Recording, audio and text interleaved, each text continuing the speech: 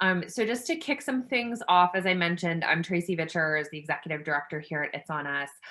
We are officially gearing up for our 2021-2022 school year recruitment push for our national network of chapters.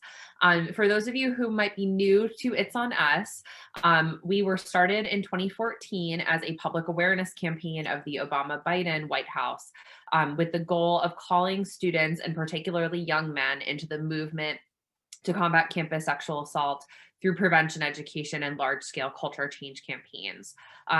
This September, we will be 7 years old, which feels crazy to say. But over the last 7 years, we have become home to the largest network of student-led chapters focused on college sexual assault prevention education, and which we're very, very proud of. This, just as a flag, this call is being recorded. So if you do have to hop out at any point, we will be making sure that this is available through our YouTube page, as well as our listserv and social media. So if you aren't able to participate the whole time, or if you have folks who you want to share this with, you'll be able to do that by the end of the week. It's up to you if you want to keep your camera on or off. However, we do ask that you stay on mute, just so that way our presenters can speak without interruption. And we will have 10 minutes of Q&A at the end for anybody who does have questions that come up. I just wanted to say before I turn things over and introduce our other two speakers today, that I know that this school year has been really unprecedented for students all across the country, but I really have been very proud to see our student organizers continue the important work of doing prevention education in a virtual manner throughout the country over the last year, whether they've tuned in to our programming that we've been providing since last year when everything shut down around this time with the 1-year COVID anniversary, or for our students who have been hosting virtual trainings with their campus chapters throughout the school year. So I do thank all of our students for having stuck with us over the last year, having continued to participate, having continued to work with us. It's been really incredible to see how they've really rallied throughout this last school year. So thank you, thank you, thank you. And I really believe that we will be returning to campuses this fall with the vaccine distribution hitting the rates that it is, and that we will just be able to really hit the ground running this August and continue our mission of prevention through education on college campuses. And with that, I'm excited to introduce Maeve Sheridan, who is our Assistant Director of Campus Organizing here at It's On Us, who will be leading us through the program. And I would also like to thank at the top of the call, Roxy Kreitzman, who is one of our regional advisors, who's joining us today to talk a little bit about her experience. Just to also plug before I turn it over, next week is our virtual Spring Week of Action. We will be sharing the link to register to all of those events in the chat. And then just one other final notice is that we will be officially announcing our virtual National Student Leadership Summit in the coming weeks. Our plan is to host it similarly to last year in a virtual environment over the course of 3 weeks, beginning on Monday, July 12th. So more details to come on that. And with that, I will turn it over to Maeve. Thank you so much, Tracy. It's great always to get a little, positive reinforcement at the beginning of a call. Like Tracy said, this last year was very hard for everyone, but I am really excited to be here today and talking about going into next year. Regardless of what happens, I think we can really make a positive impact in this work, and it's so great to see everyone on here excited to get started. So just to start the call off, we're going to have Roxy, one of our regional advisors, do a little presentation to talk about what it's like to be a regional advisor, a bit of a day in the life. Roxy has been a really great regional advisor. It's been very fun to work with her. So I thought she would be a great person to talk about what it looks like to be a regional advisor. So I'm going to pull up her presentation and we'll see from her. Okay. Awesome. Thanks, Maeve. I also, before we get started, I think the chat might be disabled and I would love to know where folks are. So if we could get that going, that would be awesome. Yeah. Awesome. There it is. Thank you to whoever just enabled that. Awesome. Hi, everybody. So great to see you.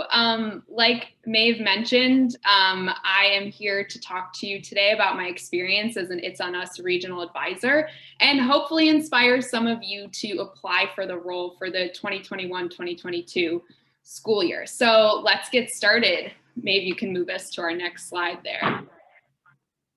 Awesome. So my name is Roxy. I use she, her, hers pronouns.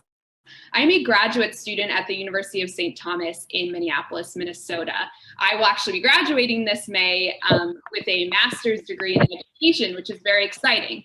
But on top of that, I'm also a regional advisor for It's On Us. I serve Region 4, which serves the Midwest states. So that's just a little bit about me, and we'll jump right in and get to talking about our regional advisor role here. Can head to the next slide. Perfect.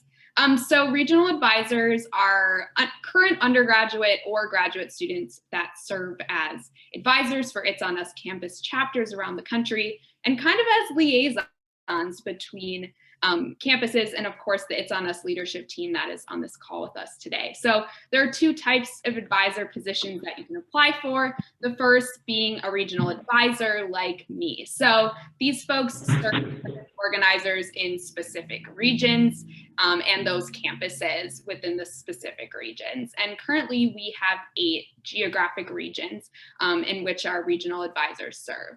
And then we also have the at-large advisor role, and those folks serve a specific student population. So for example, we have at-large advisors who serve our Greek life community or our students with disabilities community or our LGBTQIA community. And that's just to name a few of the many that we have. And so at-large advisors help to create intentional and specific programming for campuses looking to serve those populations. So we often, as regional advisors, communicate very closely with at-large advisors. So for example, I was able to connect a campus organizer of mine at a school in Kansas with Thomas, who is our lovely LGBTQIA at-large advisor, which was pretty cool. So they were able to connect with Thomas and bring more gender inclusive violence prevention programming to their campus.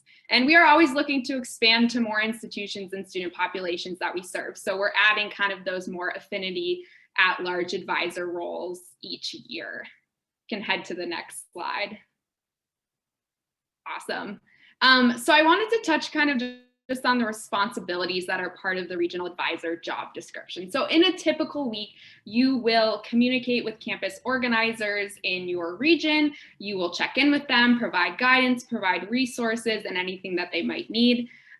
You'll also spend some time creating content for your campus organizers. So this year I facilitated Train the Trainers surrounding our It's On Us 4 pillars for my campus organizers, so they are able to take that information back and hopefully successfully facilitate it for folks on their campus. You also meet bi-weekly with other regional advisors and It's On Us staff. And this is great because you can learn from one another. Each regional advisor and at-large advisor has their area of expertise as it pertains to violence prevention. And that's been really helpful and a really great resource database. So if you're wondering about certain programming or certain events, at least one of your fellow regional advisors is going to have that info.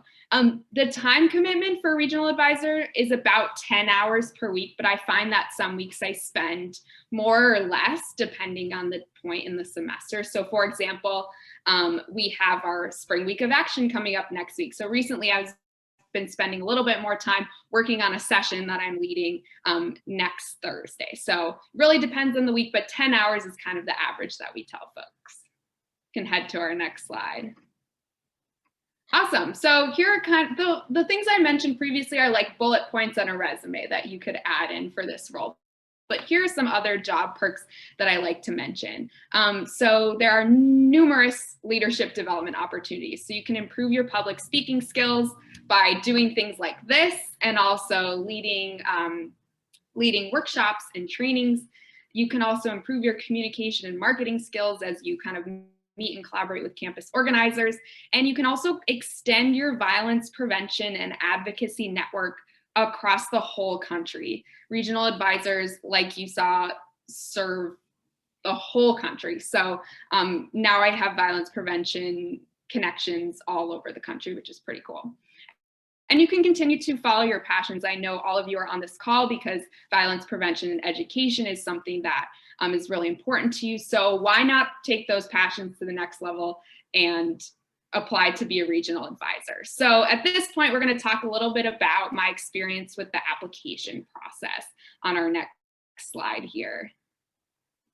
Perfect. So here are kind of the steps that you'll go through. You can start by filling out an online application. It's already posted and ready to go on the It's On Us website.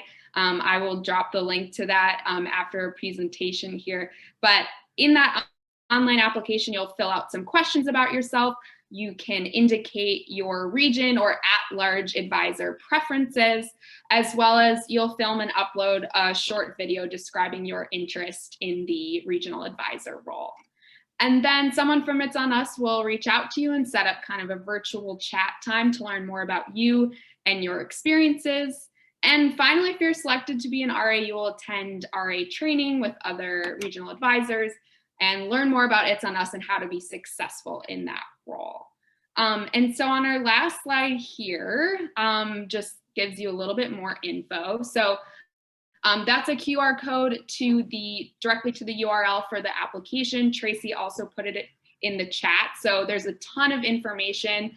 And Maeve, I think, will speak a little bit more to the logistics of the role a little bit later on this call.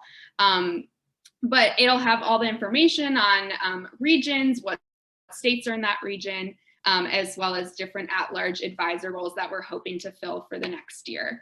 I also want to offer myself up as a resource for all of you. If you are thinking about being a regional advisor, I would highly recommend it, and I'm happy to chat either just via email or virtually or connecting on LinkedIn and tell you more about my experience if you're thinking of applying. So I will drop my info in the chat as well, but I just encourage you to apply and hope that you will join the It's On Us team next year. It's been an incredibly rewarding experience, and I get to do wonderful things like this and meet wonderful folks on these types of calls. So I encourage you all to apply, and thank you so much, and we hope to see you next year.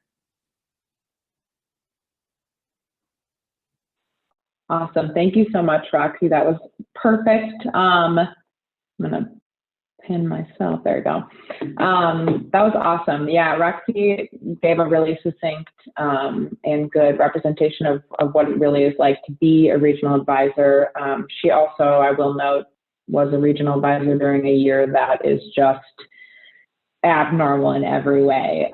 So we had to adapt very quickly to a new structure. However, you know, as a regional advisor, you will be remote in terms of a lot of your communications with your students because you can't be on campus with all of them. You know, generally you'd be serving either a geographical region or a certain, you know, a certain type of community. So you're going to be talking to a lot of people all the time. So the regional advisors were not able to do an in-person summit and meet each other, but we consistently we have big calls, you know, we consistently do things to stay in connection with one another. So we'll hopefully look forward to the next few years, not this summer, but potentially later, be able to see everyone in person again, which would be great. And with that, I'm just going to send it over to Sylvia, who is our Senior Director of Programming and Training, unless I completely butchered that. And I'm going to let her talk a little bit about some of our programming opportunities coming up here. So I'm going to share my screen real quick here. And there we go. Awesome. Hello, everyone, and thanks, Maeve. So just as Maeve is pulling this up, as she mentioned, I am Sylvia Zenteno, the Senior Director of Educational Programs and Training here at It's On Us. I'm really happy to be here today, and thank you all for joining us. I thought that it would be helpful for this call to just go back to talk about what our slice of the pie is in the movement to end campus sexual assault, and why it's so important for us to grow participation through recruitment in this prevention work if we really want to change the culture. So I have a really quick deck here, and we can go to the next one. So I did want to go through a quick example of just when we talk about a movement, what is it, right? This word has been tossed around a lot lately, so figured it would be good to just go back a little bit. So I really like the work and the way that the Global Fund for Women has framed this, so I thought that this would be a great example. But a movement is a group of people with a shared purpose who create change together. And it can be made up of different groups of people with different roles in that work at different capacities. Next slide. And the same way that we do this work, we see other movements have different ways to create that change, right? So it could be through advocacy. Are you going out? Are you protesting? Are you reaching out to national outlets? Are you going and fighting in the courts? Providing best practices that will hopefully move the needle in the right direction. There are different ways to do this movement work. And then next slide. So there are, as I said, different slices of the pie that we could contribute to, but at It's On Us, our specific slice of the pie would really be in this changing culture and how people behave. That's really what we try to do through our prevention work. So we just wanted to come back to the fact that our trainings and everything we do is really just based in that. And we believe that by doing that, we are able to really progress the movement in a way that is effective. So next slide. So a couple of things. Did want to go over, so I want to say that this is absolutely not an exhaustive list of what has happened in the movement. If that could take multiple lifetimes to go over, because there's been such great work. But just wanted to cover a couple of things that are really important for the work that we do for campuses. So in 1985, we had Mary Koss, who created the 1 in 4 statistic that we now use all the time. Really important. That gave us our starting place for best practices and why we need to really tackle these issues. 2014, student activism through Columbia and multiple other universities was happening, sort of taking on the Title IX process. Next slide. Thanks. And then in 2014, the White House Task Force to Protect Students from Sexual Assault was able to produce their first Not Alone report, and that's how we were created. So I think it's really important to just remember that the reason that we exist is because the students have been doing this really amazing work, and we otherwise wouldn't be here. So our role is to fill a need that really exists. Next slide. And then just a couple of other things. February 2015, The Hunting Ground, which I'm sure that most people on this call have seen, came out, again, about students who were being mistreated by universities. In 2015, we saw the very, I don't even know how to describe it, but the entire Jameis Winston case happened, and he then went on to win the Heisman Trophy.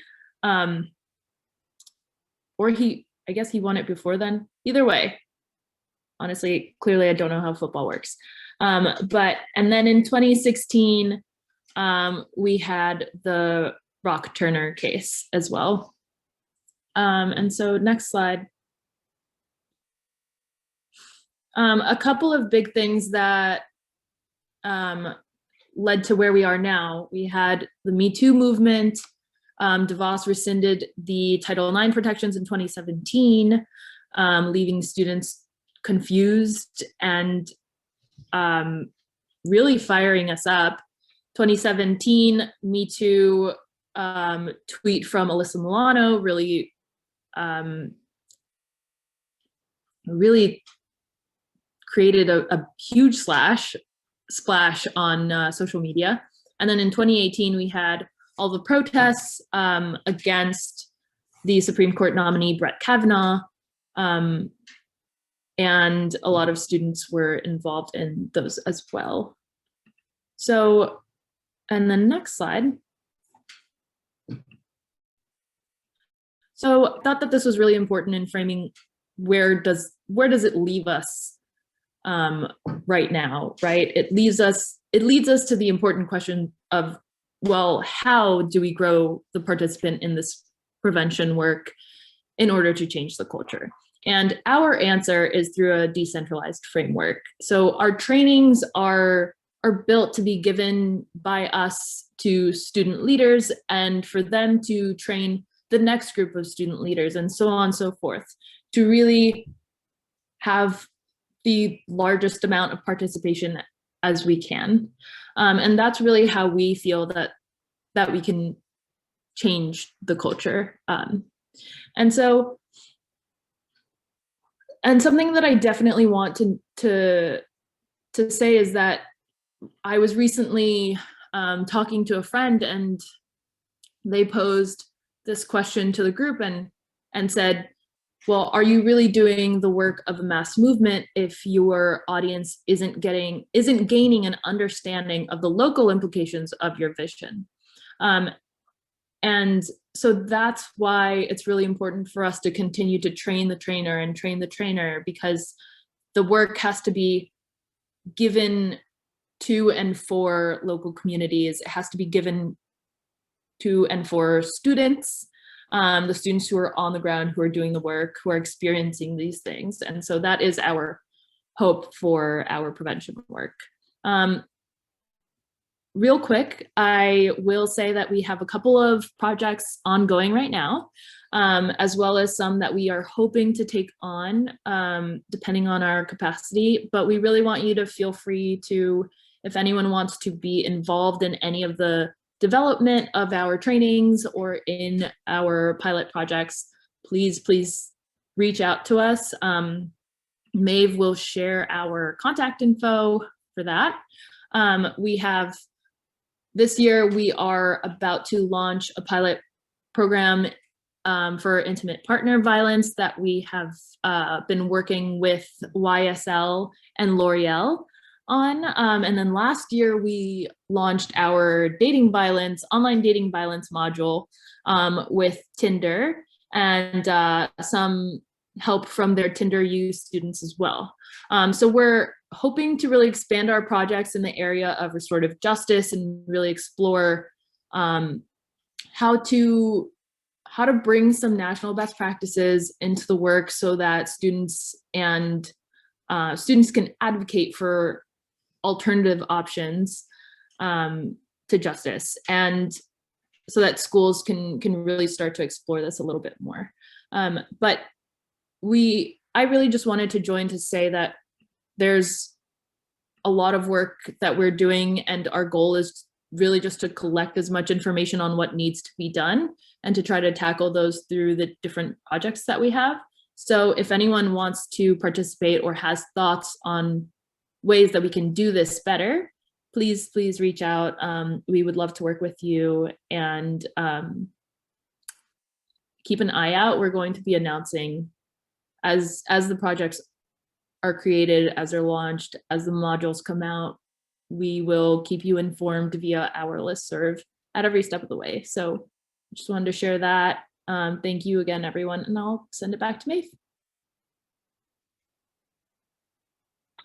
Awesome. Thank you again, Sylvia. And now I'm going to go into a little bit more logistical planning, which isn't necessarily the most exciting thing, but I know will be important in the long run. I mean, it sometimes can be difficult to navigate the many steps to an application. So I just wanted to make it a little easier on everyone, talk about some of our frequently asked questions, and then if there are any questions that come up later, I'll give contact information for all of us. So let's see. I'm going to start here. Should be seeing my slides. So we're just going to talk a little bit about re-registering if you already have a chapter, starting a new chapter, which is a big thing we're looking for in the in the coming year, as there are many schools out there that have had chapters previously, and have some space to start some new chapters, and what it means to be a campus organizer and what it means to be a regional advisor. Roxy obviously went into that as well, which is great, and I'll go into, like she said, a little more detail. So just to start, on all of our applications, we're going to have these basic application questions. So it's going to be your contact information, so your name, your first name, your last name, and then the rest. There are a few optionals: your date of birth, your pronouns, your gender, sexual orientation, race, and ethnicity. Again, those are optional, but we do like to have that kind of data just for our, for us, and especially when it comes to pronouns, just so we're addressing you with your correct pronouns. Then we're going to need your mailing address and your email and phone number. Okay. And then in order to re-register a chapter or register a chapter, you'll have some sort of basic questions that'll go on both of these applications. And both of the bit.lys are here, and I will also share them in the chat as well. And let's see, I'm going to share them right now, just so everyone gets them. Okay. So these are our two bit.lys for the registering a chapter that is new and for re-registering a chapter that already exists. So the first couple of questions are going to be, what is your chapter role? Are you the campus organizer? Are you a co-campus organizer? Do you have a different title? We tend to call our student organizers campus organizers, but we certainly have other people use different titles, and we're totally okay with that. We have you provide a short biography of yourself in a third person point of view, so you can use that to share as well. And then we ask you a couple of questions, like why do you think it's important to change the culture? What prompted you to get involved in this issue? We're really excited to see people who have done this work before, but we're also excited to see people who, are new to the movement, but have, a backstory about why they're excited, why they're interested in working in this field. And then just some basic, like how would you make the campaign successful and visible on your campus? Every campus is different. I mean, we have folks that are running these chapters from community colleges, and we have folks that are running them from, Big 10 schools. They're huge. So it's really going to depend campus to campus on how you can make it, visible and make your events fun and invite people to work with you. And there really isn't a wrong answer to any of these questions. We're just really interested in hearing from you so we can, know how to best serve you. Here is kind of a basic campus organizing team structure. So this is when you're starting a new chapter. You're going to have your campus organizer, also sometimes called co-captain, captain, leader, whatever you'd like to be called. And then we tend to have folks try to build out sort of a core team. We don't expect it to happen right away. These are also not, hard and fast rules or titles, but we tend to find that it's helpful to have a few folks that are sort of leading specific parts of your group. So we've seen people have digital organizing captains, survivor and ally resource captains, consent captains, and those folks would work directly with the campus organizers to then disseminate that information, do those trainings, host those events that are focused more specifically on what they're captaining. And then the goal of an It's On Us chapter is to build a team of dedicated student leaders who teach sexual violence awareness and consent, teach bias intervention, and create support for survivors on campus. This year as well, we've changed a little bit, and we've had a focus also on online dating safety, which even prior to the pandemic was definitely something that is really important to focus on. Now it's pretty much the only way to do it. So again, it's a very important thing to talk about, and we continue to hope that people will focus on that as well. What do It's On Us chapters do? It sounds like a very basic question, but it's important to know that, so you're not just building a chapter and then you don't know where to go from there. So the first things first would be to establish that team, those core captains, volunteers, people that are going to continue to show up, planning and hosting events, conducting trainings and educational programs, supporting survivors. We've seen students have events that are specifically for survivors. We've seen students have events, big, large-scale trainings for the entire football team. I mean, there's a lot of things that you can do. The ball really is in your court at that point. And logistically, starting in It's On Us chapter, the top three things that are, we find to be the most important are obviously identifying one or two students, you can do co as well, to serve as campus organizer, securing an advisor, an academic advisor, which is generally how you then get to the third level, which is becoming an official student organization. Most schools require that you have an advisor to be a student organization. And while we don't require our It's On Us chapters to become official organizations, we do suggest it. It is a little easier to access resources from your school, and it is just generally an easier way to get involved on your campus and really able to, take full advantage of everything that they have for you there. And this is sort of just one of the frequently asked questions. Does the chapter have to be a standalone program on campus? Not at all. They're definitely allowed to be under or affiliated with other departments and centers on campus if that makes the most sense for the campus.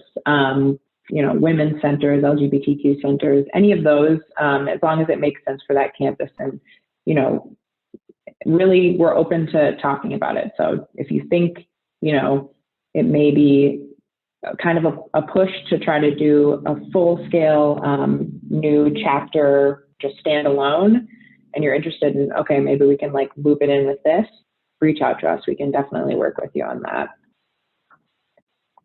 Next, I'm going to talk about the regional advisor application. Like I said, Roxy did a great job of explaining that, but I also wanted to make sure that we did a little more discussion, more in depth on that. Here is the bit.ly typed in our chat as well. And so who can apply? Current college students. Obviously, you do have to be in college to apply to this. Underrepresented movement builders who are ready to take on a bigger role and combat sexual violence on their campuses. And then our veteran campus organizers who are ready to work in a leadership role. A lot of our regional advisors have previously been campus organizers, which is great. So we really look for people who have a great background in that, but it is not required to have been a campus organizer previously. What can you expect to do? Again, Roxy touched on this. You're going to host your check-in calls with chapter leads within your region. You're going to have regular check-in calls with me.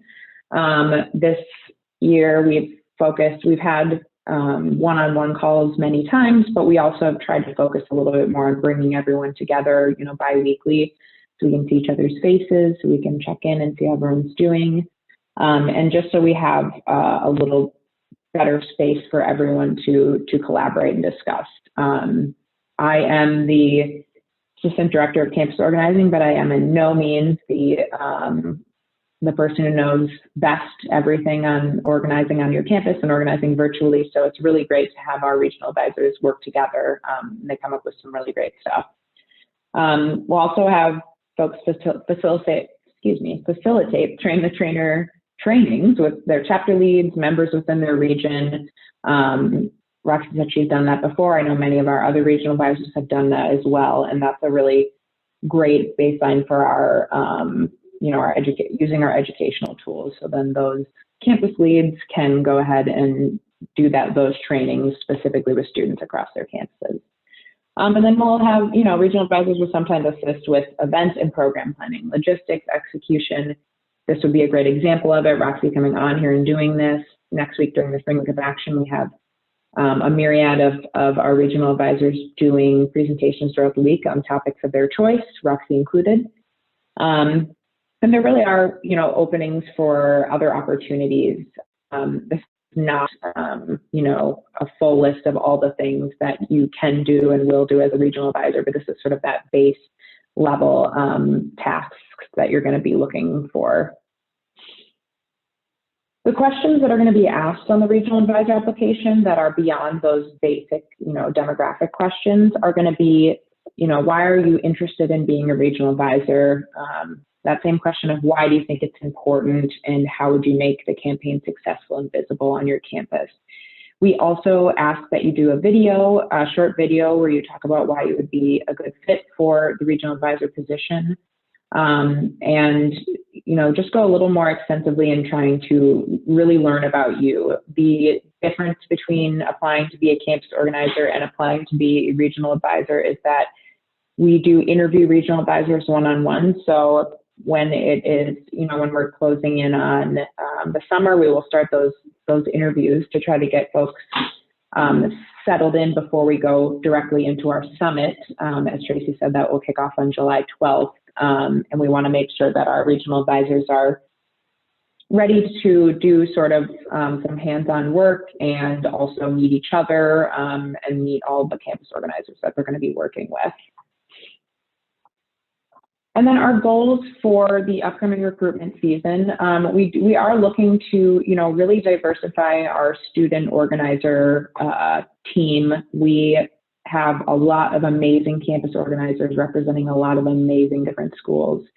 But as we know, the U.S. is incredibly packed full of colleges and universities, different colleges, different universities. So we're really hoping to have a good cohort of campus organizers and student leaders that really represent students. The students that we are catering to are across the board a very diverse group, and we want to make sure that they're represented.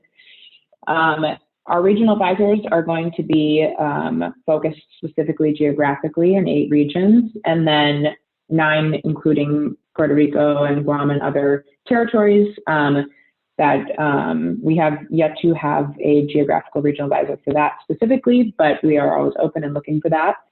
And then our at-large advisors, this is not an expansive list. I would love to just continue to expand on at-large advisors. I think it's a wonderful tool to use. And basically our at-large advisors are going to focus on specific communities and oftentimes communities that they themselves are a part of. So this year we have our LGBTQIA at-large advisor for Black students, for the Greek life community, for disabled and neurodiverse students, and for Latinx students. And then we're also hoping to find an at-large advisor for Indigenous students and for our military schools as well, which we've had before. And I just saw a question in the chat. Renee asked, do at-large advisors need to be currently enrolled college students? And yes, they are under that same application form as our regular regional advisors. There will be a question where you can note if you would like to be an at-large advisor, and if so, what community are you looking to serve? So again, like I said, this is a list of ones we have used before and we are looking for, but if any student has an idea for a community that they think would be best served having an advisor that can focus specifically on them and cater to them in terms of supporting our campus organizers, we are absolutely open to, checking that out and seeing if that would be a good fit. And then just to wrap up, I don't want anyone to forget about the Spring Week of Action next week. It's going to be a blast. We have a packed week of events. The Linktree link right there is going to give you access to register and learn more about all the events. But I'll just go through them real quick right here for fun. So on Monday, we're going to have a little workshop on supporting survivors. And then Tuesday, I'm very excited to announce, and this will be right on the right here as well, we're going to be having a mental health roundtable with Ross Sabo, one of our incredible mental health professionals we worked with before, Aurora James, who is a wonderful fashion designer, Nadia Okamoto, who started the Period movement and is CEO of another company as well, while also being a student. And then Mia Sue, who previously was on Dance Moms, hosts her own podcast, has acted before. So we're really looking to discuss, burnout in this movement, how to make sure that we are putting our personal mental health ahead of and not letting it go to the wayside while we're doing this work.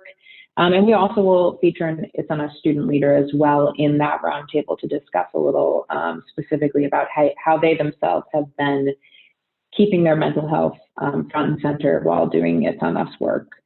Wednesday, we're going to do a little coffee and chat, or hot drink or cold drink and chat, and to, safe space for our student survivors and activists to discuss pandemic related stress and just kind of vent about this year, because we are wrapping up the school year, and I would be shocked if nobody wanted to vent about the school year, because I certainly do. Thursday, we're going to do a little screening of Moxie on Netflix. Super cute movie, really fun, talking about, young women and feminism and sort of a coming of age awakening story. So that'll be really fun, and we'll have a little discussion afterwards. And then on Friday, we have 2 separate meditation sessions with a DC meditation group. In the morning at 10 a.m., we're going to do just a quick morning meditation, a little reflection. And then at 3 p.m., we'll do a little light movement with one of their yoga instructors, and then meditation after as well, just to wrap up the week.